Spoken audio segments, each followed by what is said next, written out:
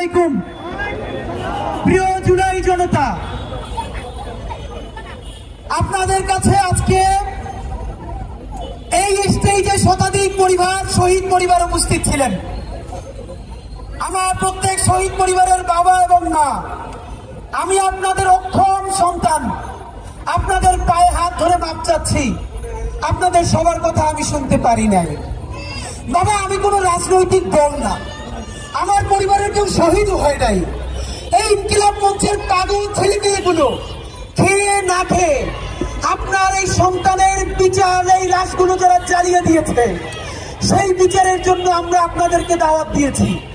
অত্যন্ত করুণা করে, স্নেহ করে আপনারা এসেছেন। আপনাদেরকে কৃতজ্ঞতা জানানোর ভাষা আমার নাই। আল্লাহর কসম ওয়াদা করে বলছি, আপনার যেই সন্তান কবরে গেছে, তাদের আরো যদি 100 ভাই মাটির উপরে থাকে, সেই 100 সন্তান ইনকিলাবের কর্মীরা। ইনকিলাব মঞ্চের অন্তত একটা কর্মীও বেঁচে থাকতে কোন ফ্যাসিস্ট, কোন হত্যাকারী আওয়ামী লীগের পুনর্বাসন চলবে না। বন্ধুরা আমার, একটা কথা মনে করিয়ে দিতে চাই, এইখানে এমন বোন এসেছেন যার স্বামীকে পিলখানায় পুরী আওয়ামী লীগের তাপসের গাড়িতে তুলে তারপরে আগুন জ্বালিয়ে দেওয়া হয়েছে।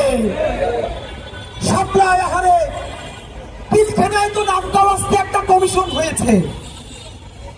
সাপ্লার সবাই গরিব বলে, গ্রাম থেকে এসেছে বলে যেই গণহত্যা সাপ্লাই হয়েছে, তাদের নামে কি একটা কমিশন করতেও এই সরকারের লজ্জা লাগে? যদি লজ্জা লাগে তাহলে এই গরিব হুজুর তাদের রক্তের মধ্য দিয়ে এই সরকারে আপনার থাকতে লজ্জা লাগে না? বন্ধুরা আমার, বিএনপিকে বলতে চাই, আপনাদের হাতে ধরি, পায়ে ধরি, শহীদ জিয়ার বিএনপিকে দিল্লির দাস হতে দিব না।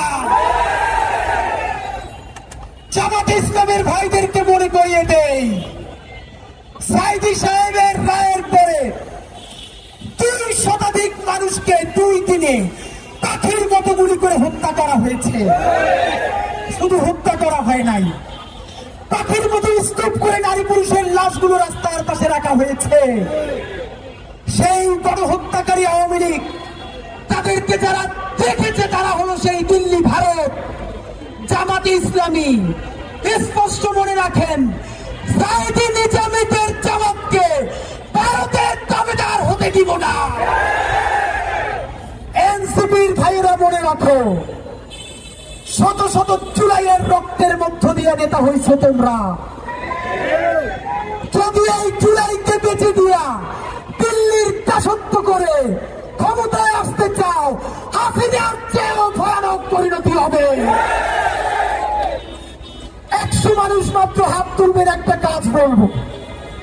সারা বাংলাদেশ থেকে, প্রত্যেকটা বিভাগ থেকে আজকে এখানে লোক এসেছেন।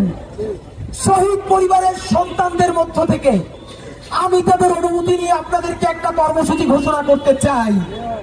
মনে করিয়ে দেই, 36শে জুলাই হতে আর মাত্র 103 দিন বাকি। এই সরকার কি আমরা খাল কাটার জন্য আনছি? নদী কাটার জন্য আনছি? এই গাড়ির হর্ন বন্ধ করার জন্য আনছি? গাড়ির হর্ন বন্ধ করে আর মানুষের নিঃশ্বাসের হর্ন বন্ধ হয়ে যায়।